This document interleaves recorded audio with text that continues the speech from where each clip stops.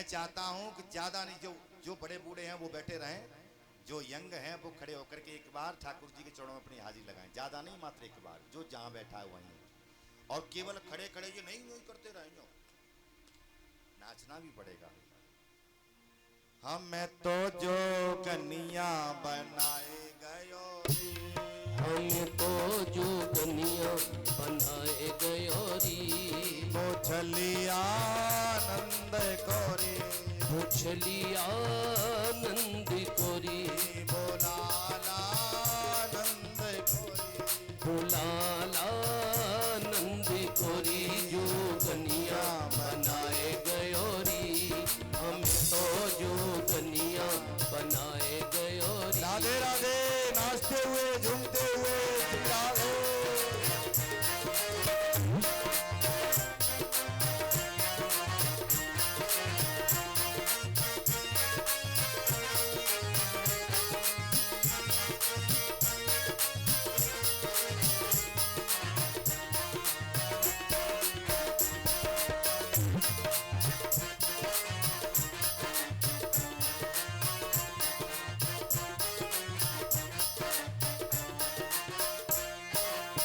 अब तो जाके श्याम मथुरा विराजे, आप तो जाके श्याम मथुरा विराजे, आप तो जाके श्याम मथुरा विराजे, आप तो जाके श्याम मथुरा विराजे, रे हमें तो गोकुल में बसाए गयो रे, हमें तो गोकुल में बसाए गयो री, पूछलिया आनंद कोरी, पूछलिया आनंद कोरी, बोलाला आनंद कोरी, बुलाला आनंद कोरी, जो कन्या बनाए गयो री, हमें तो जो कन्या बनाए गयो। ऐसे नहीं नाचते हुए, ऐसे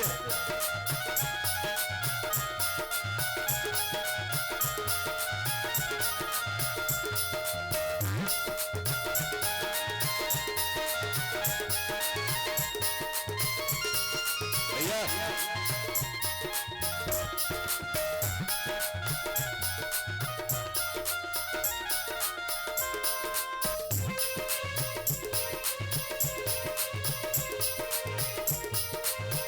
नाचते हुए सभी लोग, भाइयों बहनों बच्चों, हरि बोल।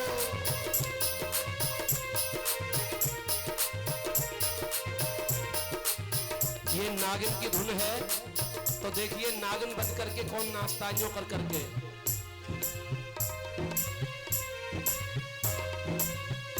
हरि बोल। पुरुष ज्यादा अच्छे नाचते हैं, बच्चे नाचते हैं शादी में। ये बच्चे देखो चबूतरे पे मुंह में रुमाल रख के हैं।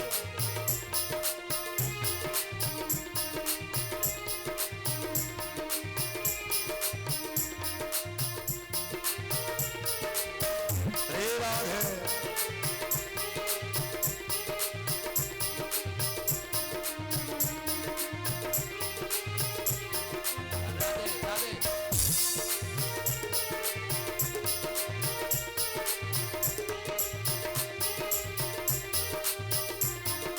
बहुत अच्छे।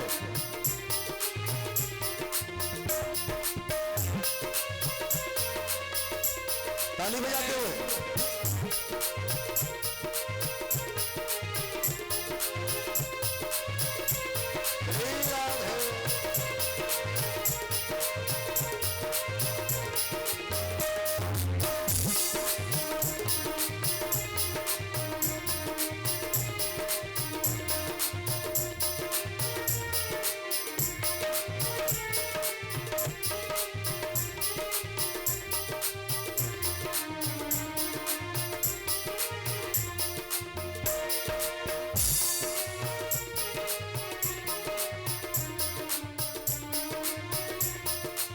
अब तो खामे श्याम माखन मिश्री, अब तो खामे श्याम माखन मिश्री, ऐसे करो। अब तो खामे श्याम माखन मिश्री, अब तो खामे श्याम माखन मिश्री, हमें तो खट्टी छचिया पिलाए गयो रे, हमें तो कच्ची छचिया पिलाए गयो रे। वो चलिया नंद कोरी, चलिया नंद कोरी, बोलाला नंद कोरी, बुलाला नंद कोरी। हमें तो जो कन्या बनाए गयो रे, हमें तो जो कन्या बनाए गयो री, हमें तो जो कन्या बनाए गयो। राधे राधे।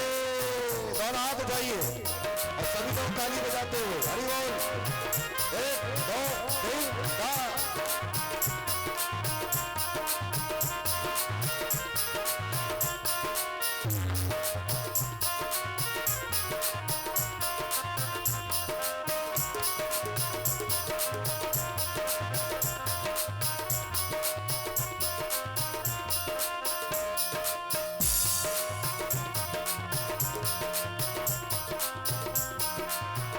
श्री राम।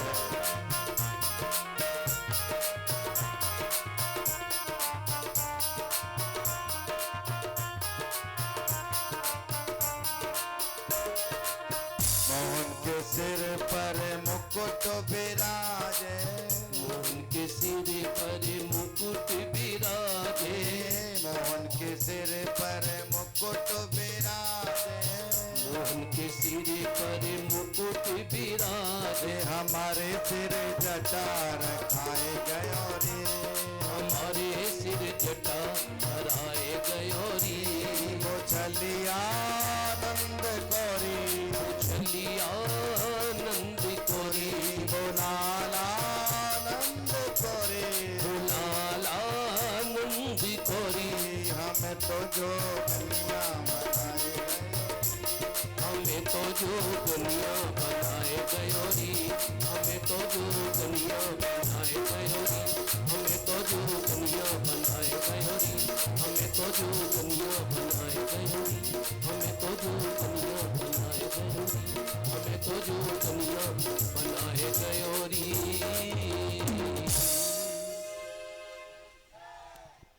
आप तो खामे श्याम माखन मिश्री, आप तो खामे श्याम माखन मिश्री, आप तो खामे श्याम माखन मिश्री, आप तो खामे श्याम माखन मिश्री।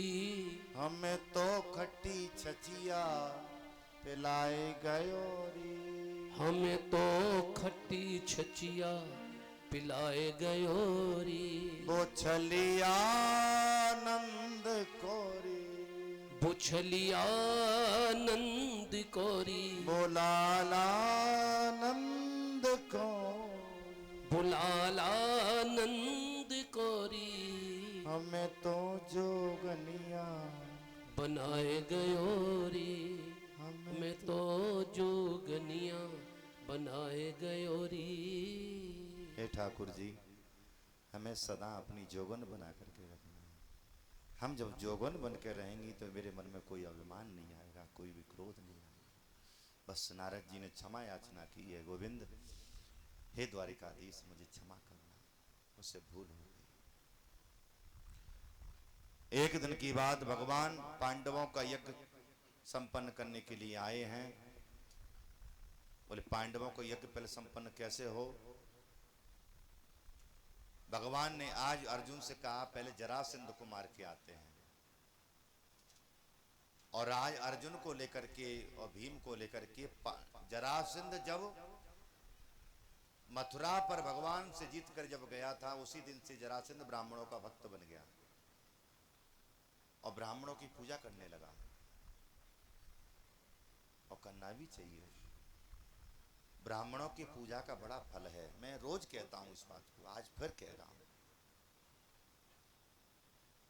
आपके पितर रूठे हुए हैं, घर में कोई परेशानी है, तो अमावस्या को महीने में एक अमावस्या आती है, एक पूर्णमासी एक अमावस्या। अमावस्या को किसी पंडित जी को बुला करके भोजन कराओ, तुम्हारे पितर तृप्त हो जाते हैं। बात नहीं। आज जरासंध को मारने के लिए पहुंच गए, आज लाइन में लग गए, आज इनका नंबर आया। जरासंध ने कहा मुझसे कुछ मांगिए। तब भगवान ने कह दिया युद्धम नो देहि राजेंद्र द्वंद से यदि मन से, मुझसे युद्ध करो, मुझसे युद्ध करो। जरासंध ने कहा तुम भगवान, तुम ब्राह्मण नहीं हो सकते, ब्राह्मण किसी से लड़ता नहीं है, तो मुझे पहचानो। बोले तुम छलिया कृष्ण हो, हम तुमसे युद्ध नहीं करेंगे क्योंकि तुम हमसे हारे हुए हो। तो हमारे साथ में दो दो पहलवान और हैं। अर्जुन के ऊपर हाथ रखा तो अर्जुन झुक गए, और ये भी ठीक नहीं है। और भीम के ऊपर जैसे ही हाथ रखा है आज जरासंध ने, तो भीम अकड़ करके खड़े हो गए। बोले ये ठीक है। पहले जो युद्ध होता था वो बराबर वाले के साथ होता था, हाँ। लेकिन आजकल का युद्ध बड़ा खतरनाक है। पहले का युद्ध एक शास्त्रोक्त युद्ध था। युद्ध होने लगा क्योंकि जरासंध के अंदर भी 10,000 हाथियों का बल है और भीम के अंदर भी 10,000 हाथियों का बल है, लेकिन जरासंध का पलड़ा थोड़ा भारी पड़ता है। एक दिन भीम ने कहा कन्हैया रात्रि के बेला, दिन में युद्ध होता है, रात्रि में विश्राम करने के लिए सब चले जाते हैं। लाला कन्हैया हम थक चुके हैं, अब हमसे युद्ध नहीं होता, अब हम यहाँ से भाग चलते हैं। कहाँ से? बोले पीछे वाली खिड़की से। बोले हम, अरे तुम भीम बड़े वीर हो, बलशाली हो, तुम भागना चाहते हो, ये अच्छी बात नहीं है। द्वारिकाधीश कहते हैं भीम जब कल युद्ध करना तो मेरे और देखना। और जब पुनः अगले दिन युद्ध होने लगा और आज भीम से और जरासंध से युद्ध होने लगा, आपस में एक दूसरे को खींच रहे हैं, वो भीम को खींच रहे हैं, भीम जरासंध को खींच रहे हैं। भगवान ने एक इशारा किया, बोले इसकी जंघाओं को चीर दो। और आज भीम ने जरासंध की जंघाओं को चीर दिया, दोनों दिशाओं में फेंक दिया। लेकिन वो देखना भूल गए, लेकिन वो दोनों टुकड़े आकर के जुड़ गए क्योंकि जरासंध का 2 भागों में जन्म हुआ। इसके माता पिता ने फेंक दिया तो जरा नाम की राक्षसी ने इसको जीवित किया, तो इसका नाम पड़ा जुरासंध, जरासंध। बोले तुम ठीक से देखते नहीं हो, अगले दिन कल युद्ध हो तो ठीक से देखना। और दूसरे दिन पुनः फिर युद्ध हुआ, भीम से और जरासंध से युद्ध होने लगा। और आज भगवान ने एक पत्ता लेकर के बीच में से फाड़ा है और 2 भाग किए हैं, और इधर का भाग इधर, इधर का भाग इधर। और भीम ने भी वही किया, आज जरासंध की जंघाओं को चीर दिया भीम ने, और चीर करके दोनों दिशाओं में, विपरीत दिशाओं में भीम की जय जयकार हुई। बोल भीम भैया की। आहा, खूब जय घोष हुआ। और जरासंध के पुत्र का भी नाम सहदेव है। एक सहदेव पांडवों के भाई हैं और एक सहदेव नाम है, जरासंध के पुत्र का नाम भी सहदेव है। सहदेव को राजा बना करके और पापी जरासंध का मुकुट लेकर के भीम अपने राज्य में आए और एक बक्से में रख दिया, और उसी मुकुट को धारण करके परीक्षित गए थे, जिसके कारण परीक्षित को श्राप लगा, जिसके कारण परीक्षित को अब कथा सुनना पड़ रहा है। इधर पांडवों की तैयारियां सारी हो चुकी हैं, सारी सेवाएं बांट दी गई, खाना कौन बनाएगा, भोजन कौन बनाएगा। भैया भोजन बनाने की ड्यूटी किसकी दी गई? भोजन बनाने की ड्यूटी द्रौपदी की दी गई, क्योंकि द्रौपदी पांचाल प्रांत की हैं, पंजाब की हैं, तो वो खाना बनाना बहुत अच्छी तरह से जानती हैं। कहते हैं भोजन बनाने की ड्यूटी उसी की दी जाती है जो भोजन बढ़िया बनाना जानता हो, है ना। और परोस करने की ड्यूटी किसकी दी गई? भीम की। बोले जो बढ़िया खाता होगा वही बढ़िया खिला सकता है। जो शुगर का पेशेंट है वो सामने वाले को क्या मीठा खिलाएगा? वो कहेगा हमको शुगर है तो इनको भी शुगर होगा। तो द्रौपदी को भोजन बनाने की सेवा दी गई, भीम को। कहते हैं भोजन बनाना एक कला है, लेकिन भोजन परोसना एक कला है। भोजन बनाना भी एक कला है, भोजन परोसना भी एक बहुत बड़ी कला है। सामने वाला भोजन करता हो तो मांग ना पाए, ऐसा नियम है।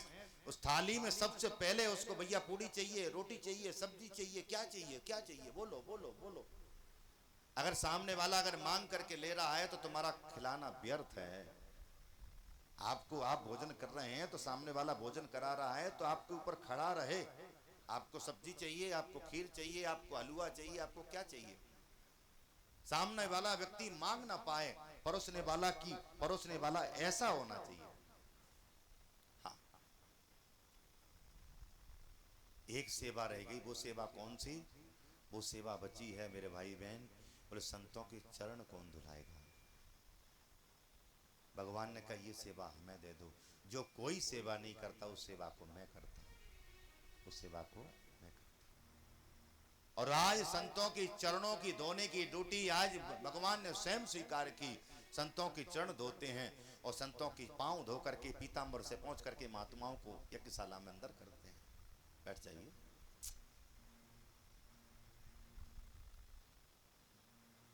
लेकिन एक शंख रखा हुआ था, शंख नहीं बजा। भगवान से अर्जुन ने पूछा शंख क्यों नहीं बजा? तब मेरे गोविंद ने कहा तुम्हारे इस राज्य में एक सुपुच्च वाल्मीकि नाम की महात्मा रहते हैं, उनको भोजन नहीं कराया। जिस राज्य में यज्ञ होता है, जिस क्षेत्र में यज्ञ होता है, उस क्षेत्र में जितने भी संत महात्मा जन होते हैं वो वहीं भोजन करते हैं। और तुमने एक सुपुच्च वाल्मीकि नाम के महात्मा को नहीं बुलवाया, वो छोटी जाति के होने के कारण उनको तुमने नहीं बुलाया, उनको बुला करके लाओ। और सुपुच्च वाल्मीकि को जैसे ही लेकर के आए हैं और उनको भोजन द्रौपदी जी ने थाली परोस दी और महात्मा जी ने भोजन वो सब एक साथ में मिलाया है। कहते हैं जो साधु होता है वो स्वाद नहीं लेता।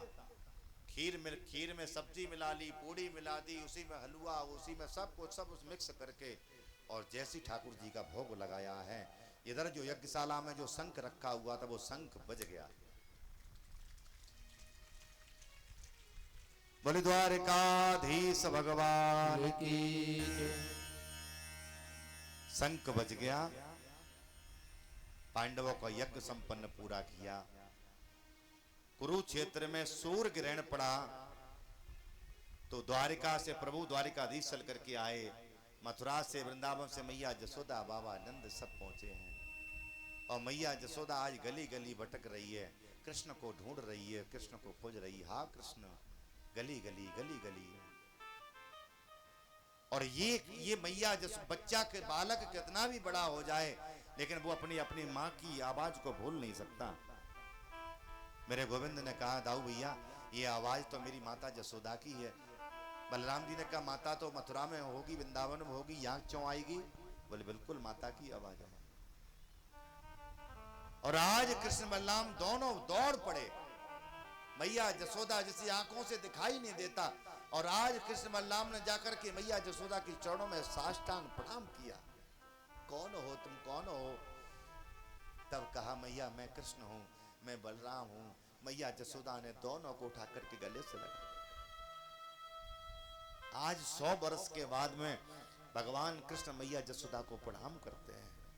माता मैया जसोदा फूट फूट कर रोती है, कृष्ण ये बूढ़ी आंखें तुम्हारी याद में इन आंखों ने देखना भी बंद कर दिया।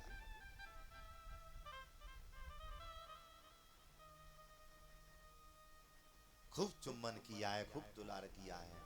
आज जितने भी लोग देख रहे हैं भगवान की जय जयकार कर रहे हैं, जय हो प्रभु, जय हो प्रभु। देखो अगर प्रेम हो माँ बेटे का तो कृष्ण और जसोदा जैसा हो।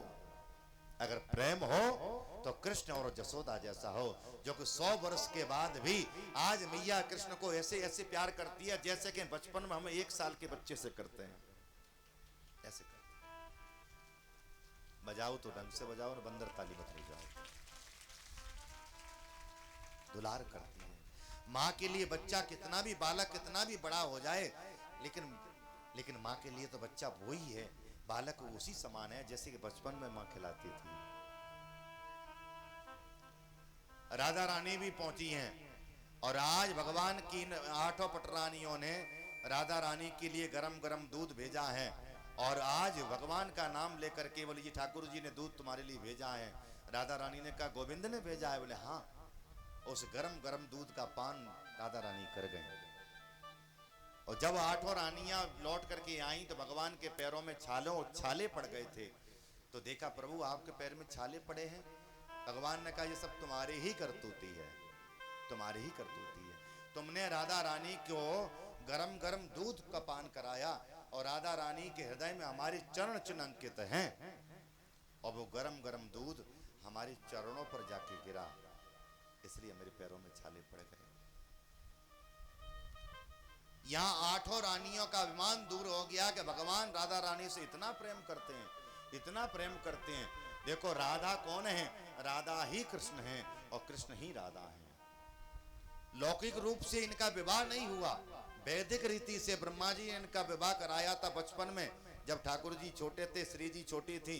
और वो भी विवाह कहाँ हुआ था? बांडीर वन में। हमारे ब्रज में एक वन है, उस वन का नाम है बांडीर वन। उस बांडीर वन में राधा रानी का विवाह ठाकुर जी के साथ में हुआ। लेकिन इस विवाह को किसी संसारियों ने नहीं देखा। ब्रह्मा जी ने मंत्र पढ़े हैं, केवल ब्रह्मा जी हैं, दसों दिशाएं हैं, आकाश है, चंद्रमा है, और राधा रानी और कृष्ण जी। कहते हैं राधा ही कृष्ण है, कृष्ण ही राधा है, इन दोनों में कोई अंतर नहीं है।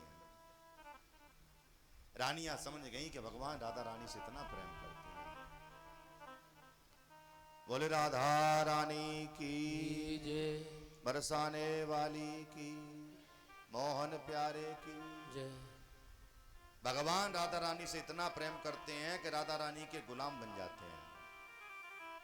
एक भजन सुनाया आपने, सुना दें? कौन कौन चाहता है उस भजन को हम आपको सुनाएं?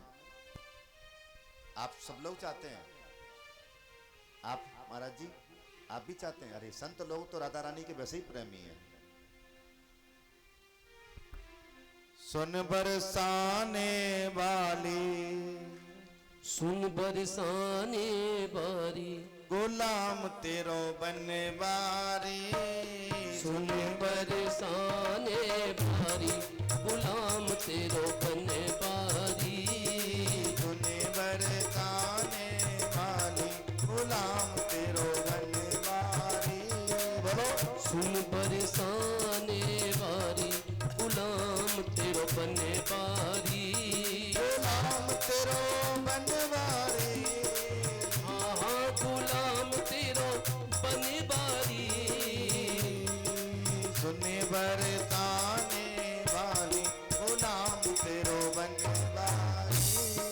सुन बरसाने वारी, गुलाम तेरो बने बारी। ताली तो बजाओ, दोनों हाथ उठाओ, प्रेम से हरि बोल। राधा रानी की जय हो।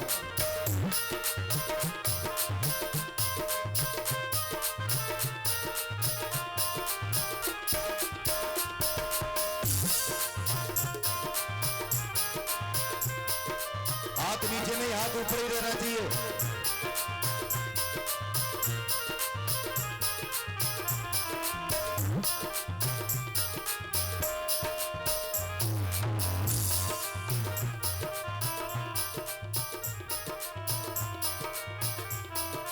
तेरी पयलिया पे बाजे मुरलिया, तेरी पायलिया पे